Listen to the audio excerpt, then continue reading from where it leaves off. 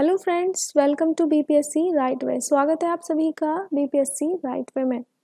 Hair we are with critical analysis of union budget 2021 and 2022। इस video में हम budget से संबंधित कॉन्स्टिट्यूशनल प्रोविजंस को देखेंगे, बजट में शामिल दस्तावेजों को, बजट में इम्पॉर्टेंट टर्मिनोलॉजी पर नज़र डालनी है और साथ ही बजट का करेंगे फैक्ट बेस्ड क्रिटिकल एनालिसिस। तो विश्लेषण के साथ हम पूरा बजट को आज इस वीडियो में समझ लेंगे। सबसे पहले देखते हैं कुछ कॉन्स्टिट्यूशनल प्रोविजंस को जो बजट से संबंधित होते हैं। इसमें हम जानते हैं कि article 112 which is related to annual financial statement. Actual में संविधान में कहीं पर भी बजट वर्ड नहीं लिखा गया है, बल्कि आर्टिकल 112 में लिखा गया है वार्षिक वित्तीय विवरण यानी एनुअल फाइनेंशियल स्टेटमेंट के बारे में, कि हर साल संसद में जो सरकार है वो एक एनुअल फाइनेंशियल स्टेटमेंट पेश करेगी। That is nothing but the budget. इसके बाद आर्टिकल 1110 जो कि फाइनेंस बिल से रिलेटेड है। फाइनेंस बिल का अर्थ होता है कि सरकार एक ऐसा विधेयक संसद में लाती है जिसमें कि वो ये प्रावधान करती है कि वो कहाँ कहाँ पे कर लगाएगी, कौन से कर अमेंड हुए हैं।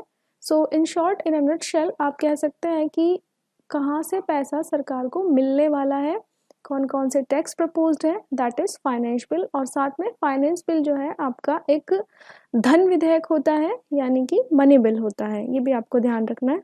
Then move on to demand for grants यानी कि अनुदान मांगे, आर्टिकल 113।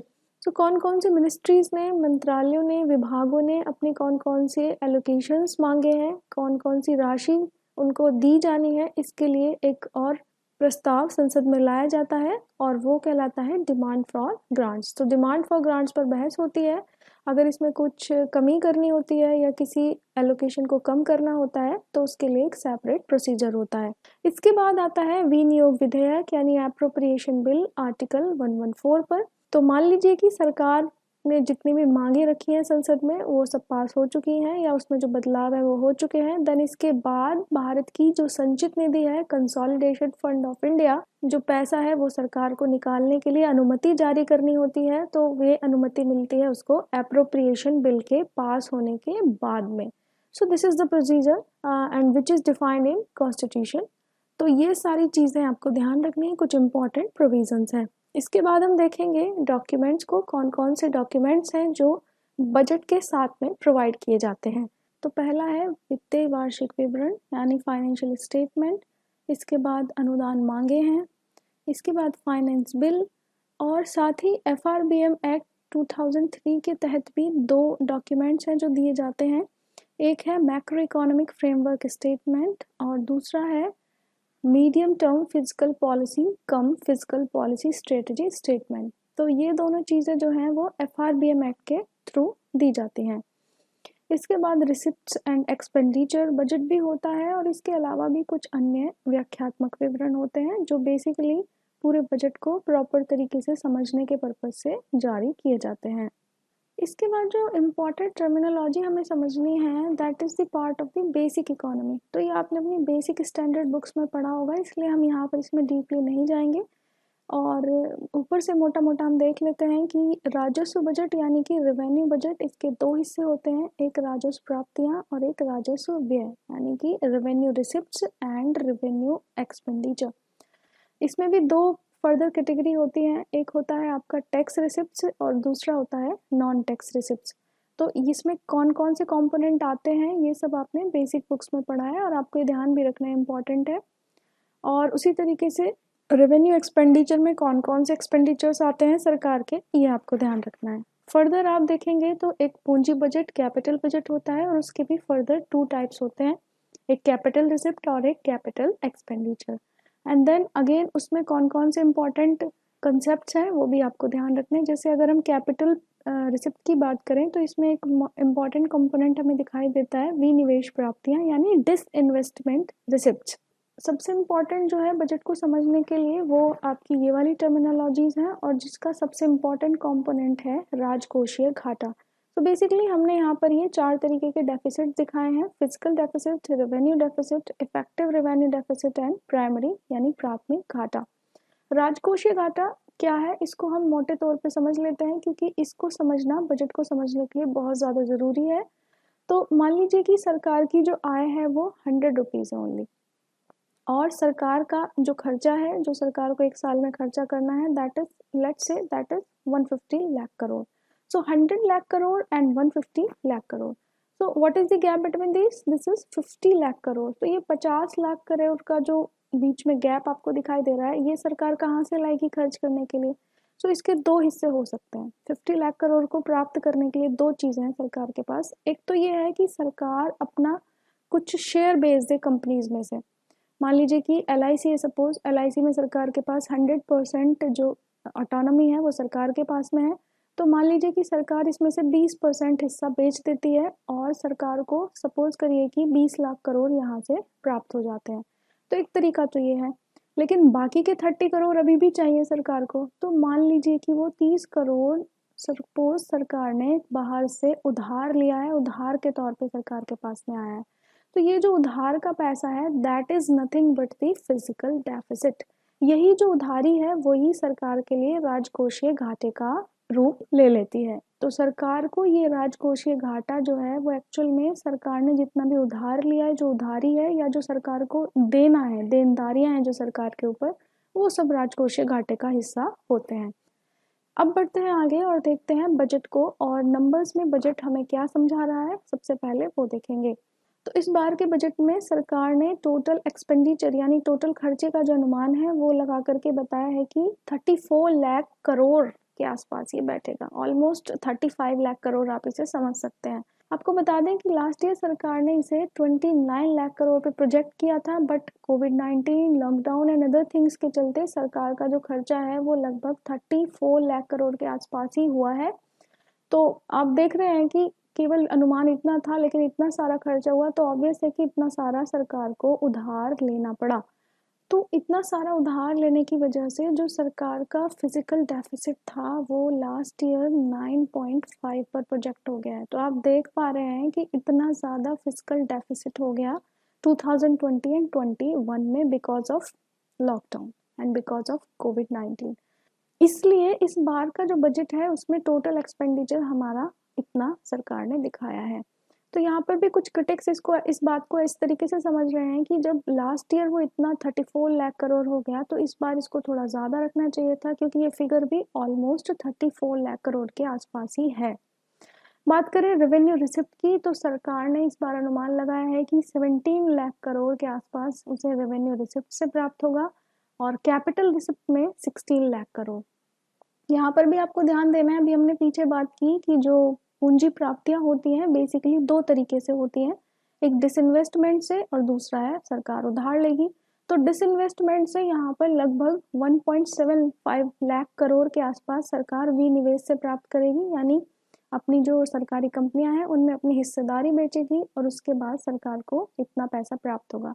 और इसके अलावा जो लगभग 15 लाख करोड़ पैसा है वो सब कुछ सरकार उधार लेगी. तो यहाँ पर आप देख सकते हैं फिजिकल डेफिसिट यानी उधारी सरकार की जो है वो 15 लाख करोड़ के आसपास होगी. और क्योंकि इतना बड़ी अमाउंट एक तरह से उधार ली जाएगी, इसलिए इस बार के बजट में जो फिजिकल डेफिसिट राजकोषीय घाटे का अनुमान है वो 6.8% रखा गया है. तो ये भी काफ़ी बड़ी फिगर है. इस बार का इकोनॉमिक सर्वे इस ओर इशारा करता है कि जब परिस्थितियां अनुकूल नहीं होती हैं, जैसे कि अभी हम लॉकडाउन में और कोविड-19 में हमने देखा है, तो उस समय फिजिकल डेफिसिट के बारे में अधिक चिंता नहीं करनी चाहिए, बल्कि ज़्यादा से ज़्यादा मार्केट में पैसा लाने की और खर्चे को बढ़ाने की सोचनी चाहिए. खर्चे को बढ़ाने से क्या होगा कि ज़्यादा से ज़्यादा जब मार्केट में पैसा होगा, स्पेंडिंग होगी सरकार की तरफ से, तो एम्प्लॉयमेंट जनरेशन होगा, अर्थव्यवस्था दोबारा पटरी पर आ पाएगी. और ऑब्वियस है कि इसके लिए उधार लेना पड़ेगा. तो इसलिए उसने साफ तौर पे इस और इशारा किया है कि आप इन बातों में ना पड़े ज़्यादा कि कितना ये बढ़ रहा है, प्लीज़ स्पेंडिंग पर जोर दें. आपको ये भी पता होना चाहिए कि फिजिकल डेफिसिट का जो अनुमान है वो FRBM एक्ट के द्वारा 3% पर नियुक्त किया गया था. 3% इसको बताया गया था कि ये 3% होना चाहिए.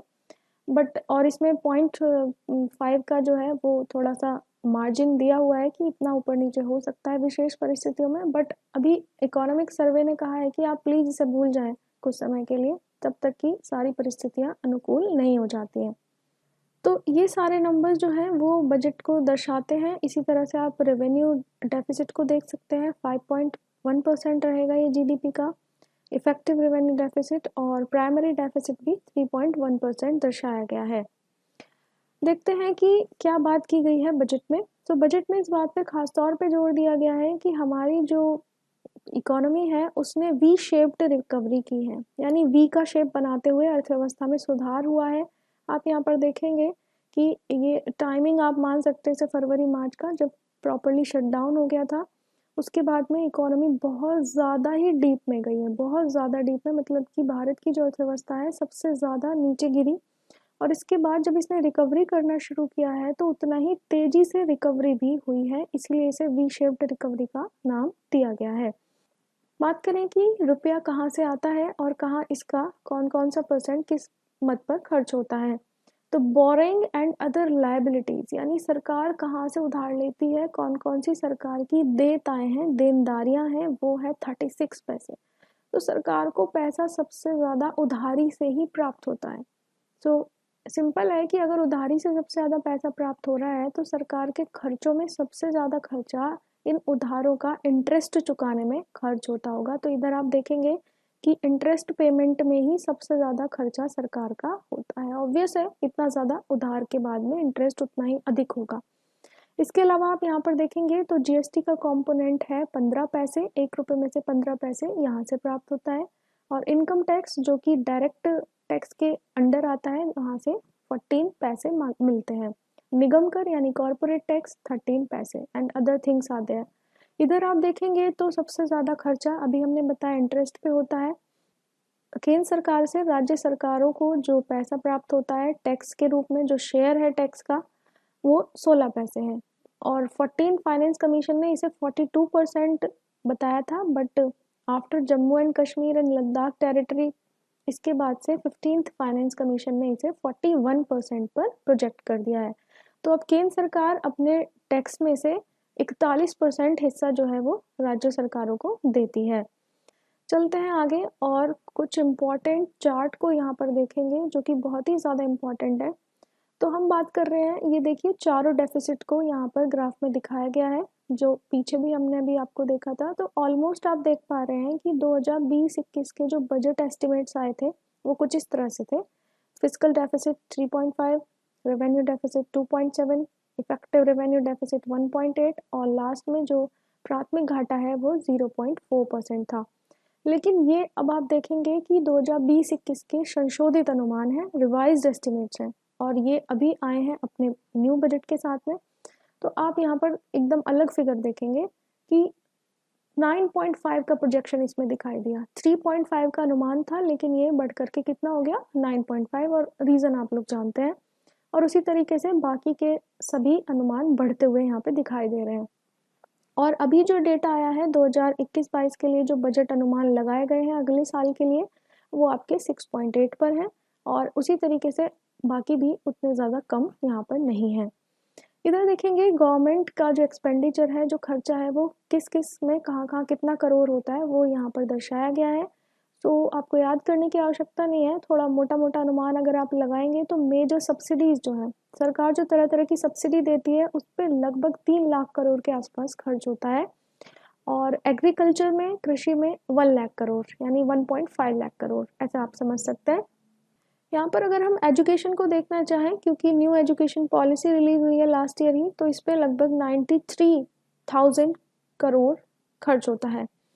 और अगेन यहाँ पर आप देख पा रहे हैं कि सबसे ज़्यादा जो व्यय है सरकार का, इन सभी फिगर्स में सबसे ज़्यादा व्यय इंटरेस्ट पर है।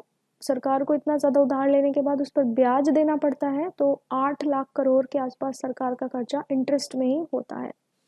और भी यहाँ पर अदर थिंग्स आपको यहाँ देखने को मिल जाएंगी। बढ़ते हैं आगे और देखते हैं सोर्स ऑफ डेफिसिट फाइनेंसिंग। तो very important thing is that कि सरकार इतना ज़्यादा जब उधार लेगी तो वो फाइनेंस कहाँ से होगा, कहाँ कहाँ से आएगा वो उधार। So these are the some important measures which can be used by the government for deficit financing.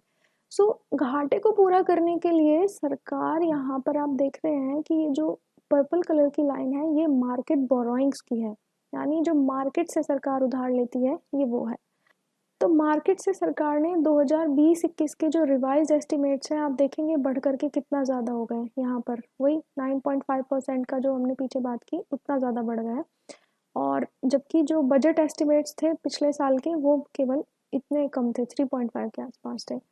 और अभी जो 2021-22 में सरकार उधारी से लेगी वो इतना आप देख पा रहे हैं। लेकिन इसमें एक इंटरेस्टिंग जो आपको ट्रेंड है वो ये दिखाई देगा, ये जो येलो कलर का है बार, सिक्योरिटीज अगेंस्ट स्मॉल सेविंग। तो सरकार के पास जो लोगों की बचत योजनाओं के पैसे होते हैं, जैसे कि राष्ट्रीय बचत पत्र के पैसे हैं, उसी तरह से कुछ और छोटे छोटे सेविंग्स स्कीम्स होती हैं, तो सरकार के पास वो पैसा भी इकट्ठा होता है।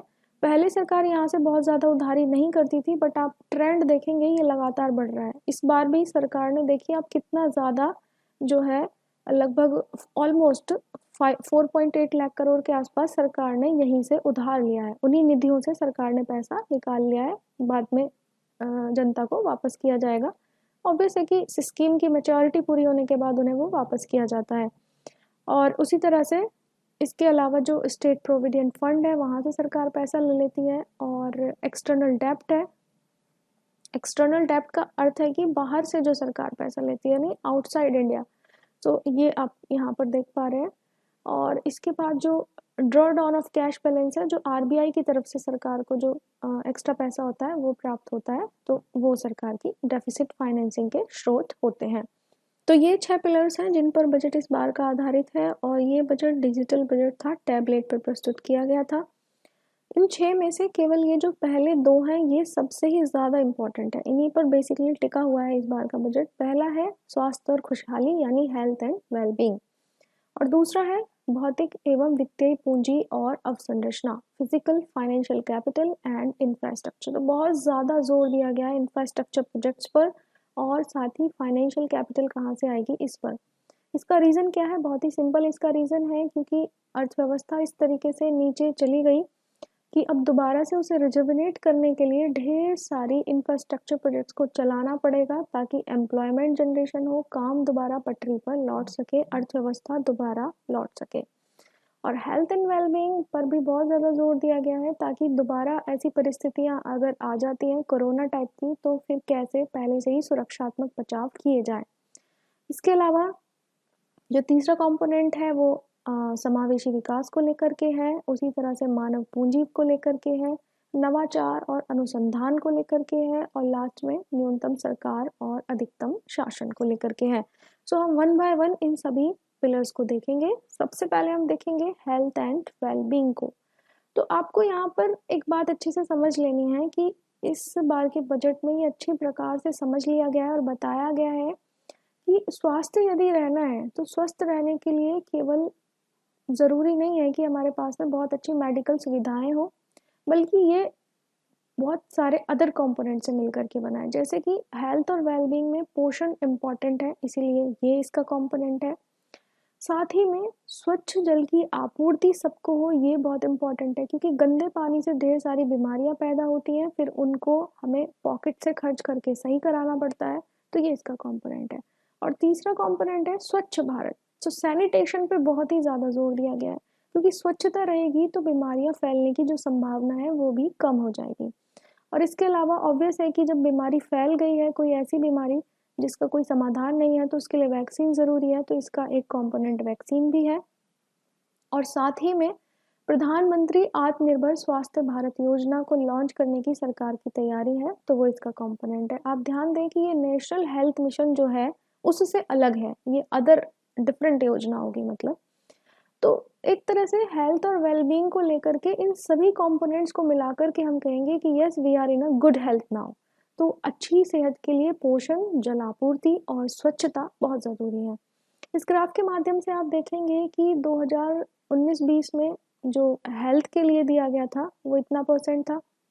2020-21 के जो बजट एस्टिमेट्स थे उसमें 94,000 करोड़ के आसपास थी।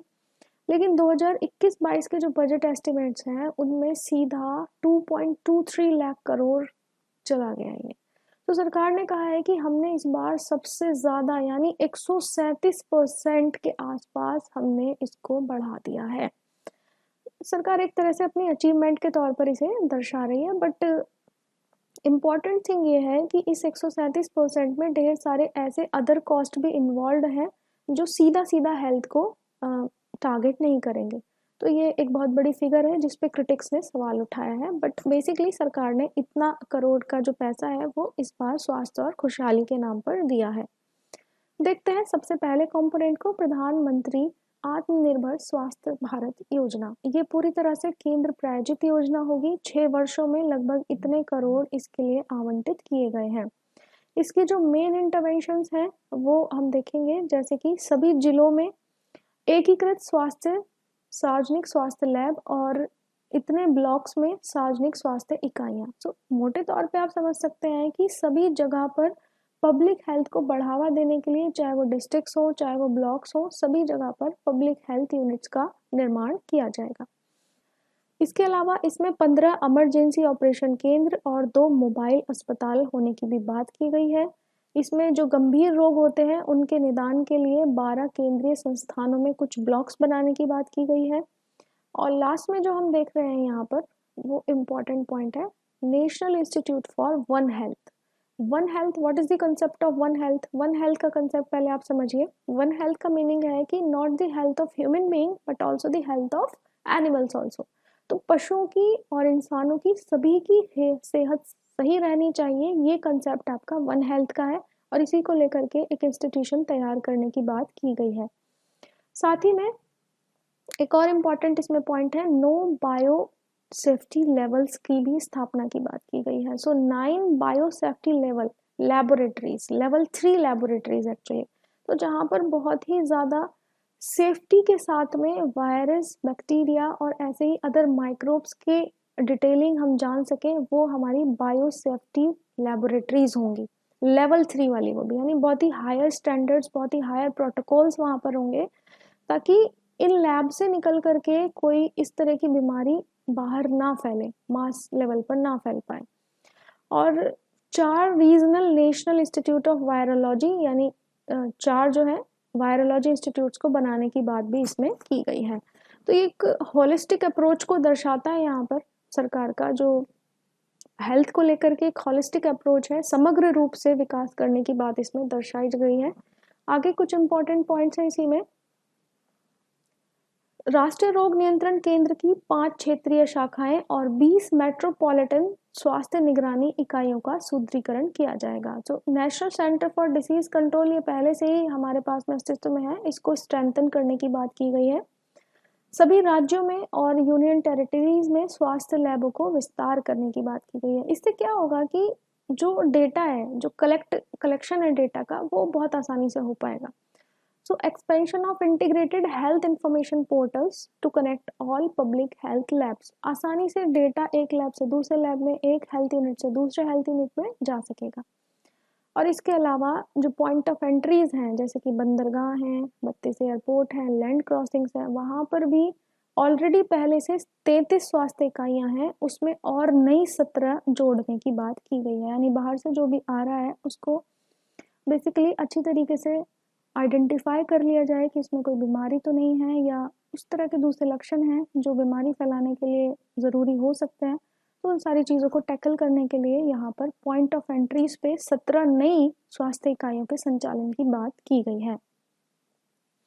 बढ़ते हैं इसके दूसरे कंपोनेंट की तरफ, जो है जलापूर्ति को लेकर के, universal coverage of water supply. सभी को साफ जल मिल सके, इसके लिए जल जीवन शहरी मिशन शुरू किया जाएगा, क्योंकि पहले से ही जल जीवन मिशन जो रूलर है वो पहले से ही लागू हो रखा है। तो और जिसमें कि आपको जानकारी होनी चाहिए कि लगभग 19 करोड़ जो है 19 करोड़ स्वस्थ जल की टैप प्रोवाइड कराने का लक्ष्य था, जिसमें से ऑलरेडी 3 करोड़ हो चुका है और लगभग 16 करोड़ अभी भी इसका काम जारी है।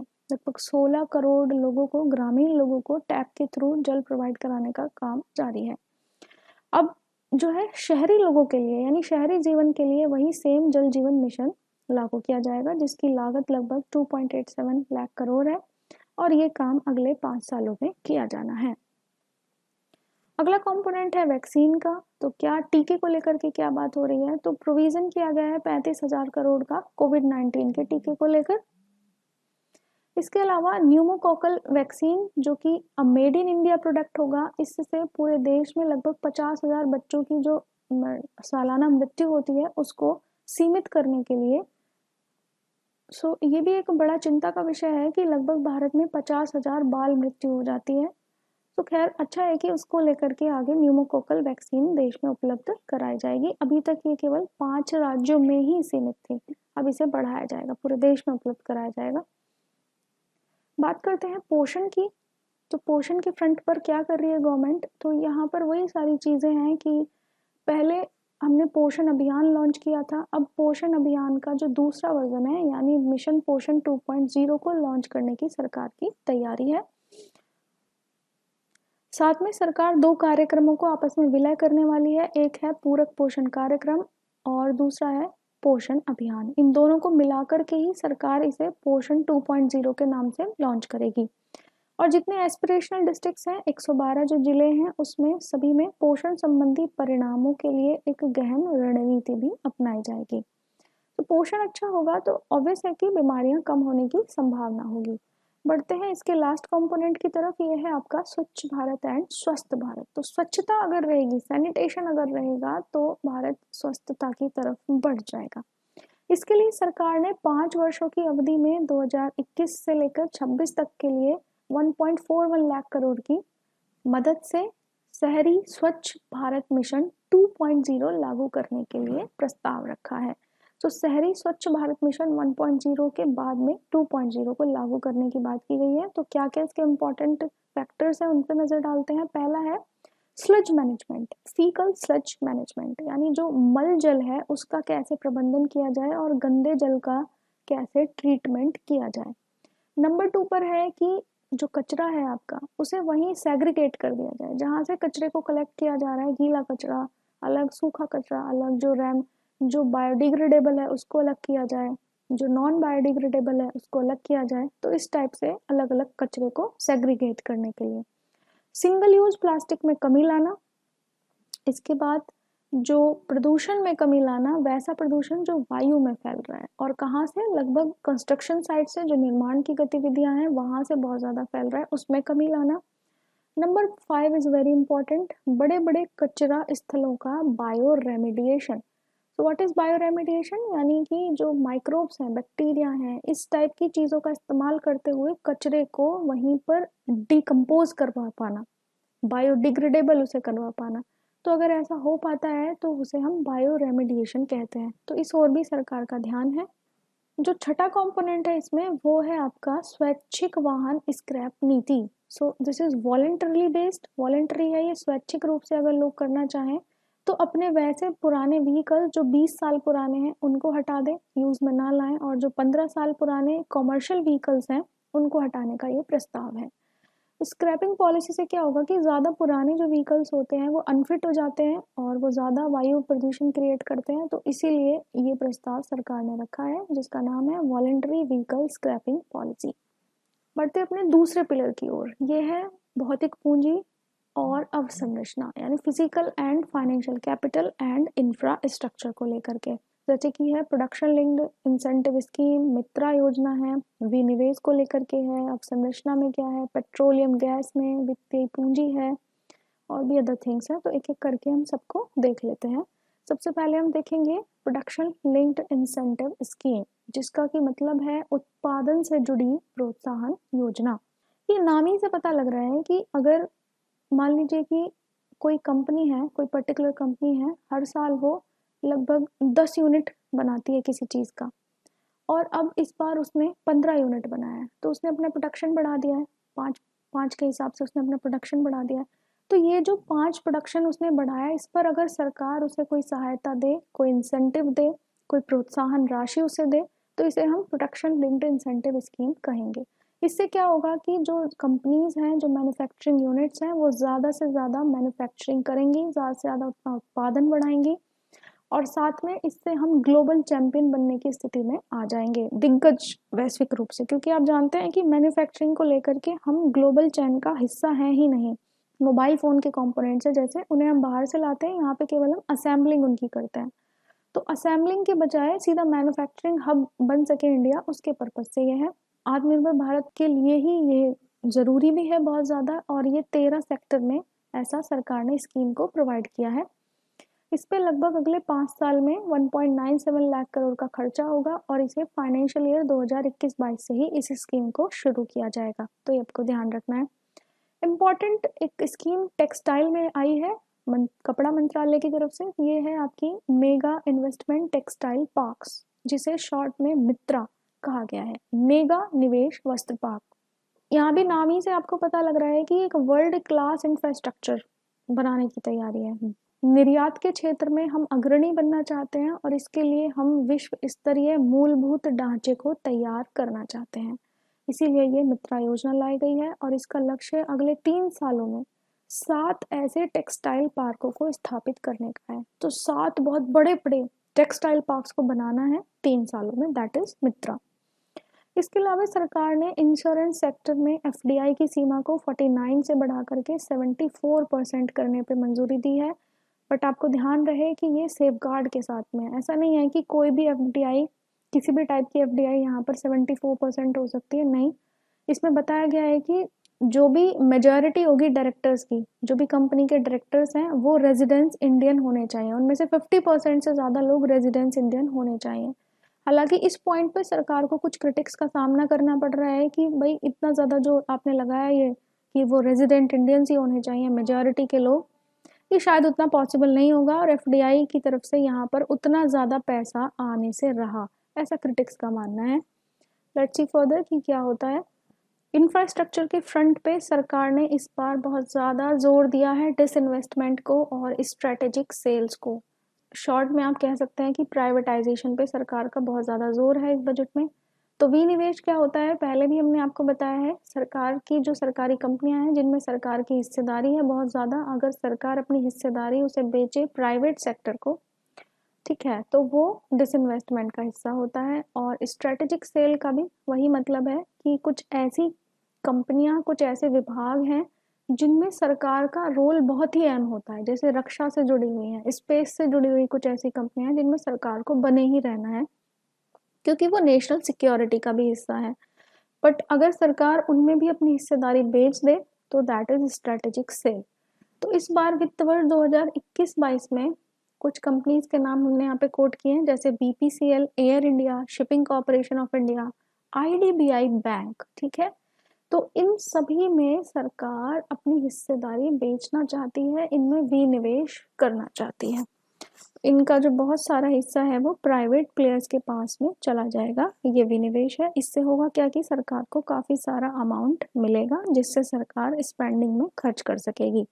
अभी तक एलआईसी में 100% हिस्सेदारी सरकार की थी, यानी पूरी तरीके से सरकारी था, सार्वजनिक उद्यम था ये। बट अब इसमें भी आईपीओ आने वाला है, तो एक तरह से ये भी, तो सरकार ने ऐसे 4 क्षेत्र चुने हैं जो रणनीतिक हैं। रणनीतिक क्षेत्र का अर्थ होता है कि कुछ ऐसे क्षेत्र जहां पर भारत की अखंडता, उसकी सुरक्षा और इसी तरह के अन्य मुद्दे बहुत ही ज़्यादा मायने रखते हैं और उन्हें प्राइवेट हाथों में नहीं दिया जाना चाहिए। तो इन 4 क्षेत्रों को छोड़ करके बाकी सबको प्राइवेट एंटिटी बनाने की सरकार की इस बार बजट में दिखाई दे रहा है ये प्रस्ताव। और जो रणनीतिक क्षेत्र हैं उनमें भी सरकार अपनी हिस्सेदारी कम से कम रखेगी। ओके, तो ऐसे समझ सकते हैं, रेगुलेटरी फॉर्म में केवल रखेगी, बाकी सबको निजी हाथों में दिया जाएगा। इसके अलावा इस बार बजट से 1.7 लाख करोड़ रुपए की उम्मीद है मिलने की, कि डिसइन्वेस्टमेंट से इतना पैसा सरकार को मिलेगा। लेकिन यहाँ पर आपको एक इंटरेस्टिंग चीज़ बताएं कि लास्ट ईयर भी ऑलमोस्ट इतना प्रोजेक्शन था, लेकिन विनिवेश से बहुत ही कम राशि, आई थिंक 33 और समथिंग लाइक 55,000 करोड़ के आसपास ही सरकार को मिले हैं, जो कि बहुत ही कम मानी जाएगी। और इस बार का प्रोजेक्शन 1.75 लाख करोड़ है। तो ये डिसइन्वेस्टमेंट और स्ट्रेटेजिक सेल को यानी प्राइवेटाइजेशन को लेकर के बात है बजट में। अगला पॉइंट है हमारा इंफ्रास्ट्रक्चर का, और इसमें लास्ट ईयर ही सरकार ने अनवील किया था नेशनल इंफ्रास्ट्रक्चर पाइपलाइन को। अब इसे 7400 प्रोजेक्ट तक बढ़ाया जाएगा, यानी और 7400 परियोजनाओं का इसके अंदर समावेश किया जाएगा। नेशनल इंफ्रास्ट्रक्चर पाइपलाइन बेसिकली इस नीति पर है कि ज़्यादा से ज़्यादा अवसंरचना, मूलभूत ढांचा यानी रोड्स, रेलवेज, एयरपोर्ट्स और ऐसी ऐसी बड़ी चीज़ों का विकास किया जाए ज़्यादा से ज़्यादा। बट प्रॉब्लम यहाँ पर यह है कि इतनी सारी विकास परियोजनाओं को चलाने के लिए, इतना सारा अवसंरचना का विकास करने के लिए जो पैसा है वो कहाँ से आएगा। तो सरकार ने यहाँ पे उसके लिए 3 चीज़ें, फाइनेंसिंग के 3 सोर्स बताए हैं। पहला है DFI यानी डेवलपमेंट फाइनेंशियल इंस्टीट्यूशंस, विकास वित्त संस्थान। दूसरा है एसेट मोनेटाइजेशन यानी संपत्ति का मुद्रीकरण किया जाए। और तीसरा है इंक्रीज इन कैपिटल बजट। तो ये सबसे आसान है, पहले इसे देख लेते हैं। सरकार ने बजट में ही इस बार 5.54 लाख करोड़ का अनुमान दिया है, यानी सरकार खुद से इतना लाख करोड़ इंफ्रास्ट्रक्चर प्रोजेक्ट्स को देगी, जो कि लगभग पिछले साल के बजट से 34% ज़्यादा है। बट इससे भी काम नहीं बनेगा, तो और जो 2 फैक्टर हैं उनको हमें डिटेल में समझना पड़ेगा। ये बहुत ही ज़्यादा इंपॉर्टेंट है यहाँ समझने। तो बहुत ही बड़े कंसेप्ट भी हैं, बट हम कोशिश करेंगे कि आपको शॉर्ट में ही समझ में आए। तो पहला है DFI को लेकर के, डेवलपमेंट फाइनेंशियल इंस्टीट्यूशन। इसका अर्थ ये है कि ये ऐसे संस्थान होंगे जो केवल अवसंरचनात्मक प्रोजेक्ट्स को ही लोन देंगे। केवल मूलभूत ढांचे से संबंधित जो परियोजनाएं हैं ये केवल उन्हीं को लोन ग्रांट करेंगे। यानी ये बैंक नहीं है, ये day to day loan, home loan, car loan, इस टाइप के लोन्स नहीं देंगे। केवल अवसंरचनात्मक यानी इंफ्रास्ट्रक्चर लोन्स प्रोवाइड करेंगे, जो लगभग, और इसकी जो राशि है वो 20,000 करोड़ के साथ में सरकार इसे बनाने की कोशिश करेगी। लेकिन यहाँ हमें ये समझना है कि क्या इंडिया की हिस्ट्री में कभी ऐसे डेवलपमेंट फाइनेंशियल इंस्टीट्यूशंस नहीं रहे हैं? क्या अवसंरचनात्मक प्रोजेक्ट्स को लोन भी केवल बैंक की तरफ से ही दिया गया है? तो ऐसा बिल्कुल भी नहीं है। ये काम 1948 से ही शुरू हो गया था। 1948 में सरकार ने IFCI, इसके बाद 1950s में प्राइवेट सेक्टर में ICICI बैंक, और इसके बाद 1960s में IDBI बैंक इसी पर्पस से बनाए गए थे कि वो ऐसे बड़े बड़े अवसंरचनात्मक प्रोजेक्ट्स को लोन दें। लेकिन 1991 में आर्थिक सुधारों के आने के बाद ये काम बैंक्स ने संभाल लिया, और जो पीछे जो DFIs थे, ICICI, IDBI, इन सब का अस्तित्व एक तरीके से खत्म हो गया, क्योंकि 1991 में यूनिवर्सल बैंकिंग का एक कंसेप्ट आया जिसके तहत बैंक्स ने भी इस टाइप के प्रोजेक्ट्स को लोन देना शुरू कर दिया। लेकिन प्रॉब्लम क्या है, बैंक का, अगर यहाँ बैंक इस टाइप के प्रोजेक्ट्स को लोन देंगे तो इसमें प्रॉब्लम क्या है? प्रॉब्लम ये है कि बैंक के पास में जो एसेट्स हैं, जो उसके पास में अपना धन है, वो लोगों से आ रहा है, लोगों की देनदारियां हैं, वो बैंक को वो वापस करना है। तो बैंक के पास में उतनी कैपेसिटी नहीं होती है कि वो इतने लंबे समय के लोन्स ग्रांट करे, 20 साल, 30 साल, 50 साल, क्योंकि ये सारे प्रोजेक्ट्स जो हैं लॉन्ग टर्म के होते हैं। इन सारे प्रोजेक्ट से जो प्रॉफिट आना शुरू होता है वो शॉर्ट टर्म में आ ही नहीं सकता है, तो लोन भी जल्दी वापस नहीं हो पाएगा। लेकिन बैंक्स ने ऐसा करना शुरू किया। जब शुरू किया तो बैंक्स के साथ में वो जो लोन्स थे वो बैड लोन्स में कन्वर्ट होना शुरू हो गए, एक तरीके से वो वापस मिलने की स्थिति में नहीं रहे। तो इससे बैंक को भी परेशानी हुई, एसेट लायबिलिटी का मिसमैच पैदा हो गया, जो उसकी देनदारियां हैं और जो उसके पास पैसा है उसमें लायबिलिटी में मिसमैच होना शुरू हुआ, और साथ में बैड बैंक और बैड लोन्स की कंसेप्ट शुरू हो गया। तो इसीलिए दोबारा से सरकार वापस से यू टर्न ली है सरकार ने, और कहा है कि अब जो अवसंरचनात्मक प्रोजेक्ट्स हैं उनको लोन देने के लिए डेवलपमेंट फाइनेंशियल इंस्टीट्यूशन की ही स्थापना वापस से की जाएगी। अभी भी बैंक इनको लोन दे सकते हैं, बट प्रॉपरली उसके लिए इसकी स्थापना करने की बात की गई है। इसके अलावा जो दूसरा कंसेप्ट है वो है मोनेटाइजिंग एसेट। ये नया है कंसेप्ट यहाँ पर, संपत्ति का मुद्रीकरण। अभी यहाँ से सरकार को कैसे पैसा मिलेगा? इसके लिए सरकार प्रॉपरली नेशनल मोनेटाइजेशन पाइपलाइन यानी राष्ट्रीय मुद्रीकरण पाइपलाइन को लॉन्च करने की बात भी सरकार ने की है यहाँ पर। ये क्या है इसको ज़रा समझ लेते हैं। देखिए, सरकार के पास में अपनी बहुत सारी सरकारी ज़मीन है, सरकारी संपत्ति है, जैसे NHAI, national highway authority of India, राष्ट्रीय हाईवे प्राधिकरण है जो, उसके पास ढेर सारे हाईवेज हैं जो उसकी अपनी संपत्ति हैं। उसी तरह से जो power grid corporation of India है, PGCIL, उसके पास में अपनी बहुत सारी संपत्ति है।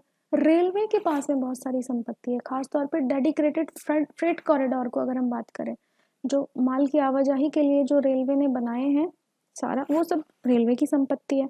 इसी तरह से एयरपोर्ट्स के पास जो है वो एयरपोर्ट अथॉरिटी की संपत्ति है। एक तरह से ये सारी सरकारी ज़मीनें हैं। लेकिन फिलहाल क्या होता है कि इसका ऑपरेशन, इसका मैनेजमेंट सब कुछ सरकार के द्वारा ही किया जाता है। बट अब सरकार चाहती है कि उन सारी ज़मीनों को प्राइवेट हाथों में दिया जाए, ताकि जो प्राइवेट सेक्टर है वो या तो उन सारी संपत्तियों का ऑपरेशनल जिम्मेदारी संभाले, उनका मैनेजमेंट की जिम्मेदारी संभाले, और उसके बदले सरकार को राजस्व के रूप में पैसा दे। साथ ही ऐसा भी हो सकता है जैसे कि एयरपोर्ट किया था, जो एयरपोर्ट वाली जगह है उसके आसपास प्राइवेट सेक्टर अपने से कुछ अदर चीज़ें, होटल्स वगैरह इस टाइप की चीज़ें डेवलप करे, और क्योंकि वो सरकार की ज़मीन का इस्तेमाल कर रहे हैं तो वो सरकार को राजस्व के रूप में पैसा देगी। एक और एग्जांपल से समझ सकते हैं आप, जैसे कि NHAI, सभी हाईवेज का जो कंट्रोल है वो NHAI के हाथ में है। तो चाहे तो ये ऐसे कर सकते हैं कि प्राइवेट लोगों को टोल टैक्स की जिम्मेदारी दे दें, साथ में सड़कों का मैनेजमेंट देखने की जिम्मेदारी प्राइवेट सेक्टर के हाथ में दे दें। इससे क्या होगा कि प्राइवेट लोग जो हैं, जो प्राइवेट सेक्टर है, वो सरकार को राजस्व के रूप में पैसा देगा, क्योंकि वो सरकारी संपत्ति का इस्तेमाल कर रहे हैं। ये लीज पे दिया जा सकता है, जैसे 90 ईयर्स की लीज पे दिया जाए, 50 ईयर्स की लीज पे दिया जाए, ऐसा हो सकता है। बढ़ते हैं आगे और देखते हैं वित्तीय पूंजी यानी फाइनेंशियल कैपिटल को।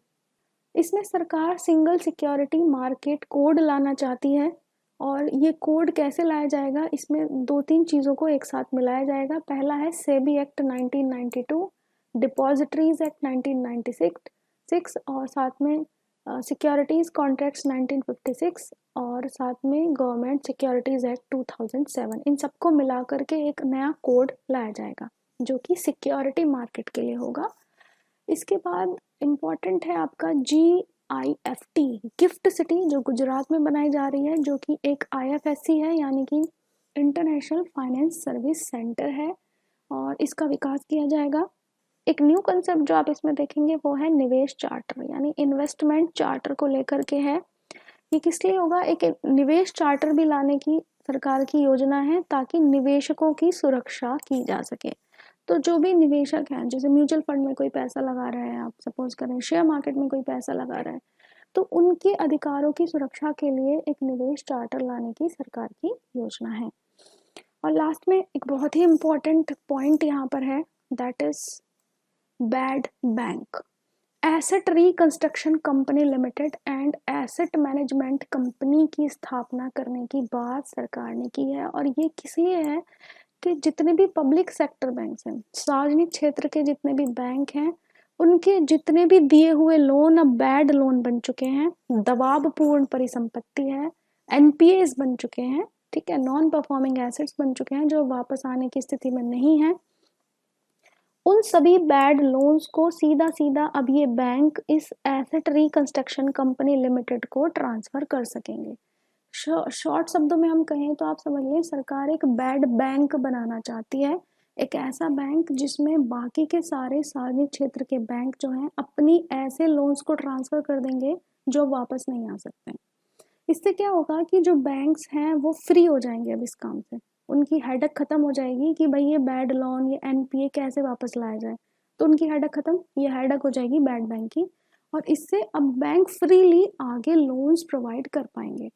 क्योंकि बैंक्स जब बहुत ज़्यादा बैड लोन बैंक्स के पास में हो जाते हैं तो फिर आगे वो लोन ग्रांट करने में हिचकिचाने लगते हैं, और इससे इकोनॉमी पे फर्क पड़ता है। तो इसलिए सरकार चाहती है कि बैंक्स को फ्री किया जाए, बैंक्स बैड लोन से, NPA से फ्री किया जाए, और ये जितने भी बैड लोन्स हैं इन्हें ट्रांसफ़र कर दिया जाए बैड बैंक में, या फिर एसेट रिकंस्ट्रक्शन कंपनी लिमिटेड या एसेट मैनेजमेंट कंपनी में।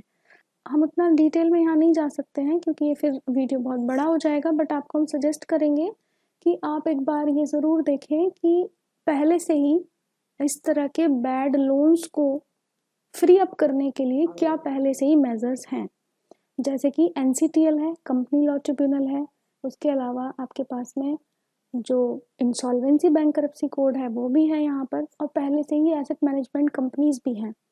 तो बट वो वहाँ पर क्यों सही से काम नहीं कर पा रहे हैं, ये एक अदर टॉपिक हो जाएगा, आप इसे खुद से यहाँ पे कवर कर सकते हैं। बढ़ते हैं आगे।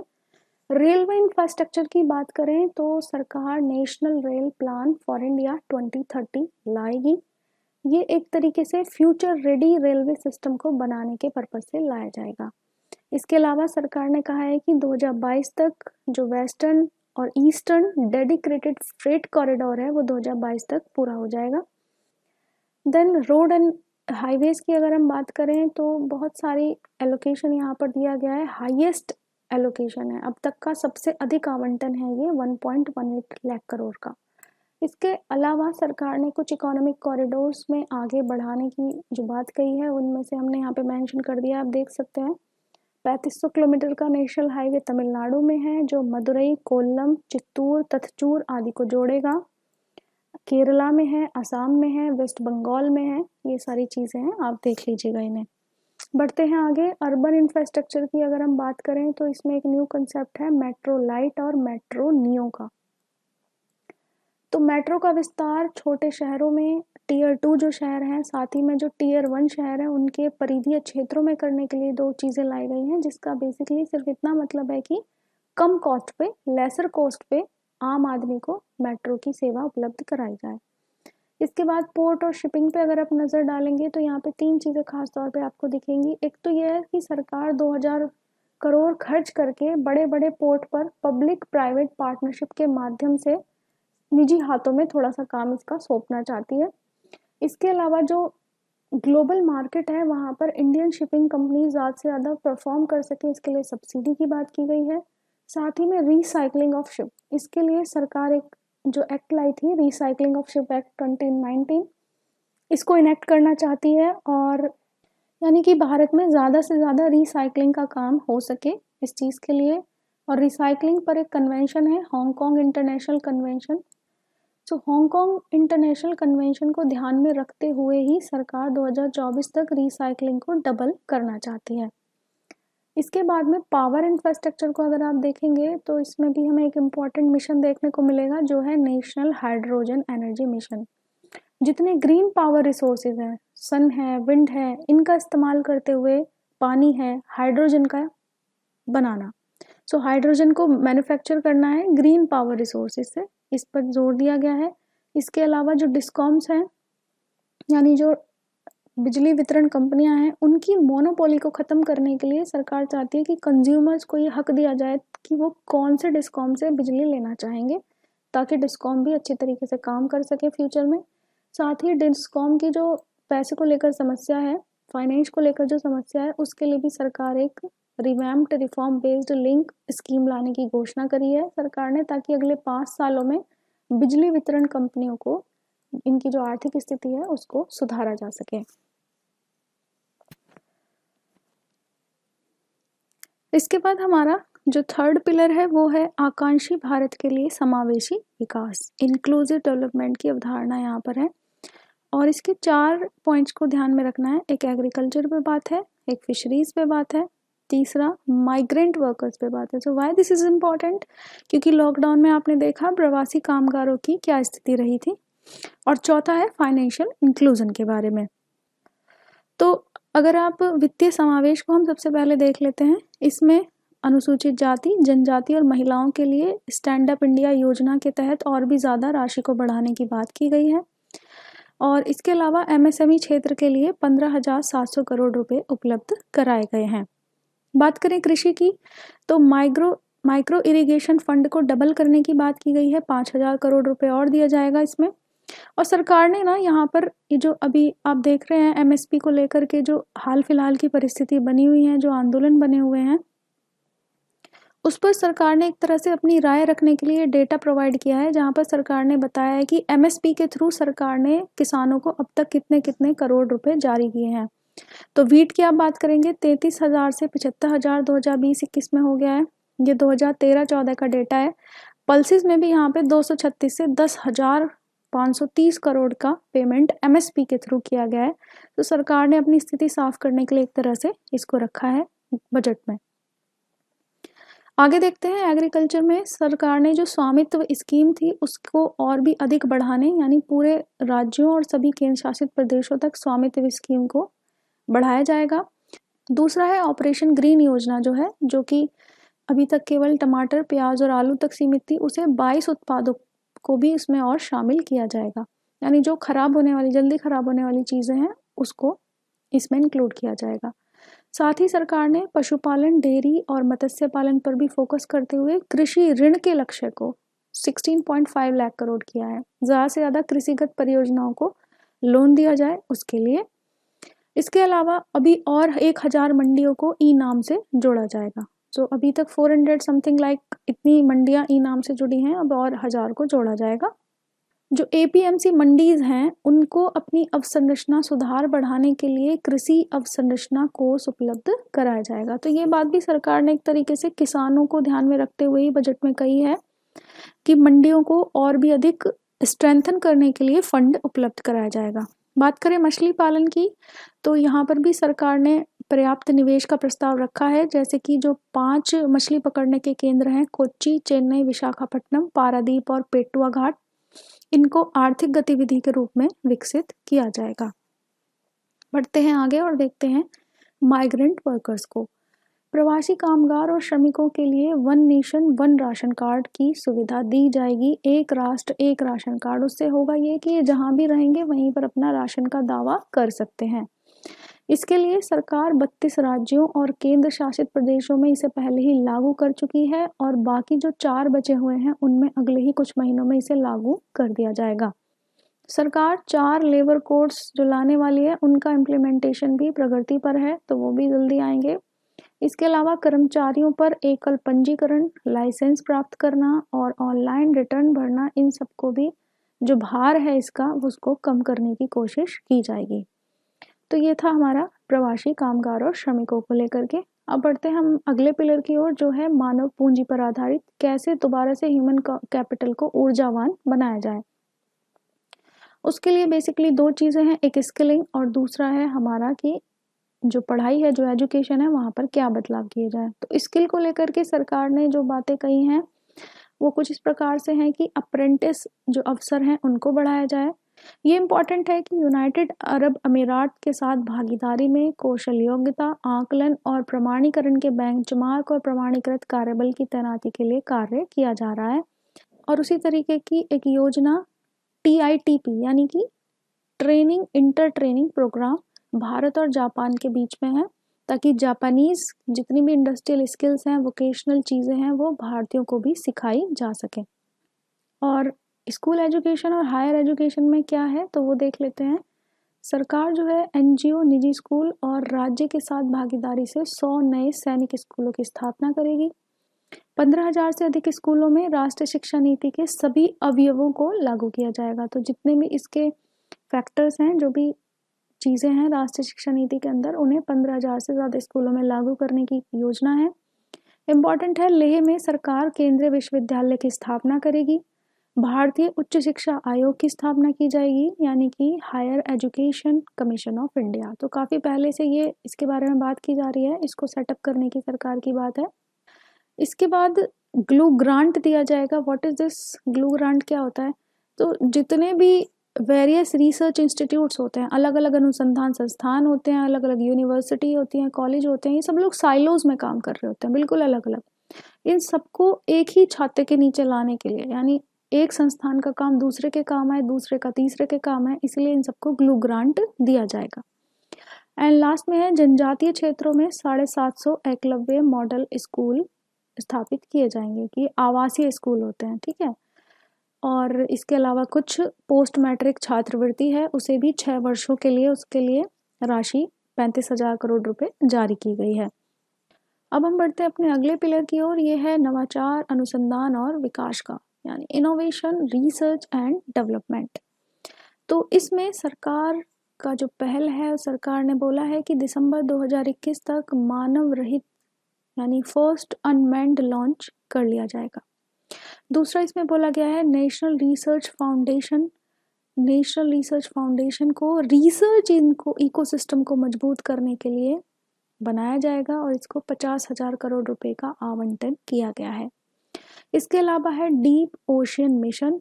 डीप ओशन मिशन किस लिए है? 2 चीज़ों के लिए है, इसे 4,000 करोड़ का आवंटन। गहरे समुद्र में जो मिनरल्स होते हैं उनकी खोज के लिए, और साथ में गहरे समुद्र में जो जैव विविधता है उसको संरक्षित रखने के लिए भी ये डीप ओशन मिशन लागू किया जाएगा।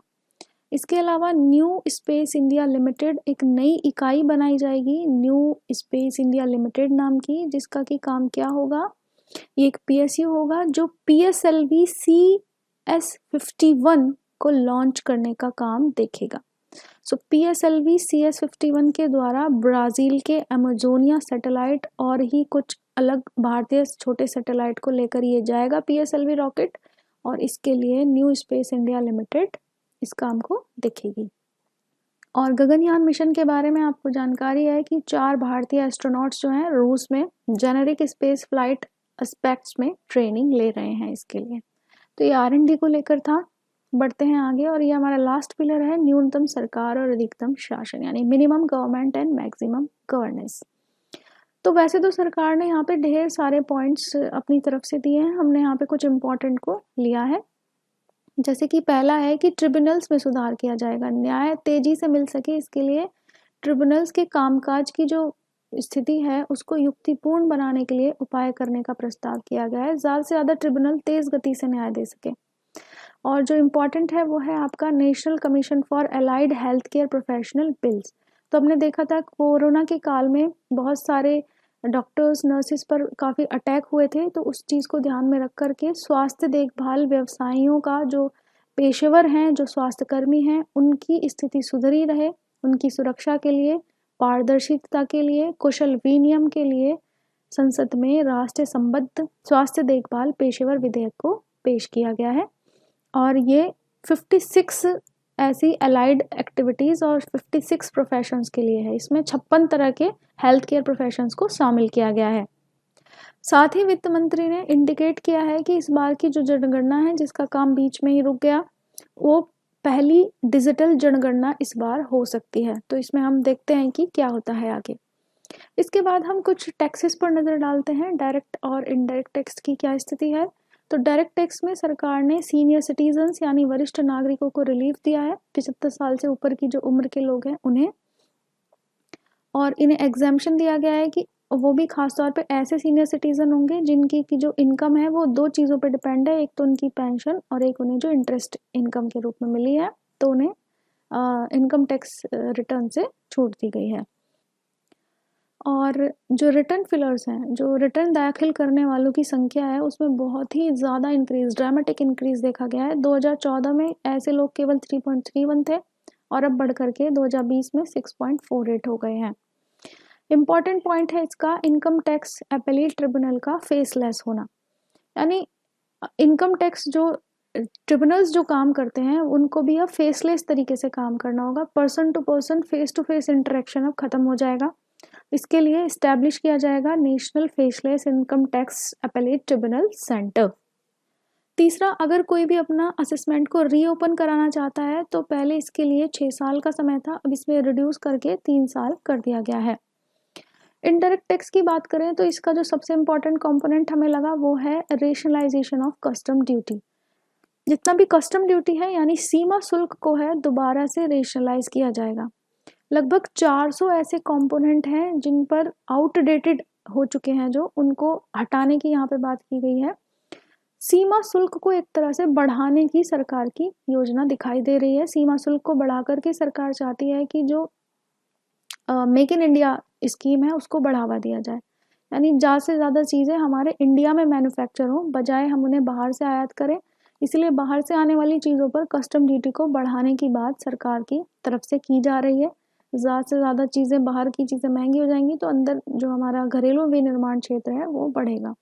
इस तरह की सीमा शुल्कों को बढ़ाने की बात कपड़ा उद्योग में हुई है, क्योंकि आप देख रहे हैं कपड़ा उद्योग में चाइना नंबर 1 पर है पहले, और उसके बाद भारत का स्थान था, बट बांग्लादेश और म्यांमार अब भारत की जगह को छीनते हुए दिखाई दे रहे हैं। इसके अलावा गोल्ड और सिल्वर में भी कस्टम ड्यूटी बढ़ाने की बात है, सोलर इन्वर्टर्स में भी बढ़ाने की बात है। ये बेसिकली सारी बातें इसीलिए हैं कि भारतीय उद्योग को बढ़ावा दिया जाए, उन्हें सुरक्षा प्रदान की जाए बाहरी सामान से। बट यहाँ आलोचकों का कहना है कि इससे जो घरेलू उद्योग हैं उनमें लेथर्जी आ जाएगी, उनमें बहुत अच्छा वो काम नहीं कर पाएंगे, क्योंकि उन्हें पता होगा कि सरकार की तरफ से हमें प्रोटेक्शन मिल रहा है। और इसके अलावा सरकार ने MSME को भी सपोर्ट किया है, क्योंकि इससे अभी हाल फिलहाल में आयरन और स्टील के प्राइसेस काफ़ी राइज कर गए थे, तो मेटल रिसाइकल्स को इससे काफ़ी रिलीफ हुआ। और लास्टली है फिजिकल पोजीशन की क्या स्थिति है। राजकोषीय स्थिति की स्थिति हमारी कुछ ऐसी है कि अभी हमने देखा 6.8% सरकार ने इस बार का फिजिकल डेफिसिट दिखाया है और 2025-26 तक इसे 4.5% लाने का लक्ष्य रख दिया गया है। यानी FRBM एक्ट के बिल्कुल अलग ही है ये।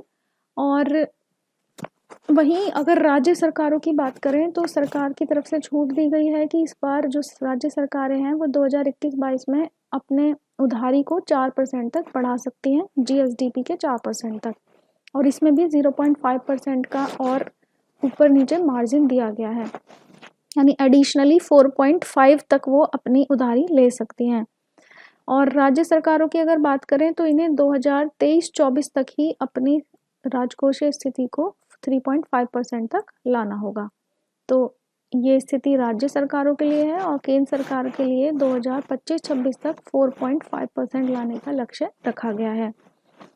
साथ ही में एक नया चेंज इसमें किया गया है, जो फूड कॉर्पोरेशन ऑफ इंडिया है, उसको अभी तक कुछ समय पहले तक सरकार सब्सिडी दिया करती थी और वो सब्सिडी पर अनाज खरीदती थी, लेकिन कुछ समय के लिए ऐसा कर दिया गया कि FCI को खुद ही बोल दिया गया कि आप अपने लिए पैसे का इंतजाम खुद करें। तो FCI ने क्या करना शुरू किया कि जो स्मॉल सेविंग स्कीम्स होती है वहाँ से पैसा उधार लेना शुरू किया और ये एक तरीके से एक्स्ट्रा बजटरी रिसोर्सेज हो गए। बजट में ये चीज़ें रिफ्लेक्ट नहीं होंगी क्योंकि FCI बाहर से कहीं से पैसा लेगी, ये चीज़ बजट में नहीं होती है। तो बहुत सारे आलोचकों ने इस पे सवाल उठाया कि आपने इसको बाहर से पैसा लेने के लिए बोल दिया है और ये एक्स्ट्रा बजटरी रिसोर्स में आ गया है, तो क्लियर पिक्चर बजट की नहीं दिखाई दे रही है। तो इस बार सरकार ने इसको ठीक किया है और सरकार ने कहा है कि भारतीय खाद्य निगम को अब हम खुद ही बजट के थ्रू प्रावधान करेंगे, उसे बाहर से अपने लिए फाइनेंसिंग की करने की ज़रूरत नहीं होगी। इसके अलावा 15वीं फाइनेंस कमीशन ने कहा है कि 17 राज्यों को उनके राजस्व घाटे को भरने के लिए 1.18 लाख करोड़ रुपए दिया जाए। तो ये सारी चीज़ें जो हैं हमारे राजकोषीय स्थिति को लेकर हैं, केंद्र सरकार की राजकोषीय स्थिति और राज्य सरकार की राजकोषीय स्थिति। तो ये था यूनियन बजट। इसमें बहुत बड़ा ये डॉक्यूमेंट होता है, आप जानते हैं, बट इसमें से एग्ज़ाम के पर्पज़ से जो इम्पोर्टेंट चीज़ें कवर अप कर सकते थे उन्हें हमने यहाँ पर आपके लिए कवर किया है। और इस बार का बजट हमने बाइलिंगुअल बनाया है, हिंदी और इंग्लिश दोनों में था ये। सो आई होप कि आपको ये काफ़ी मदद देगा एग्ज़ाम के लिए। तो फिर मिलते हैं आपसे ऐसे ही किसी इम्पोर्टेंट टॉपिक के साथ में। तब तक आप जुड़े रहिए BPSC राइट वे के साथ। Thank you.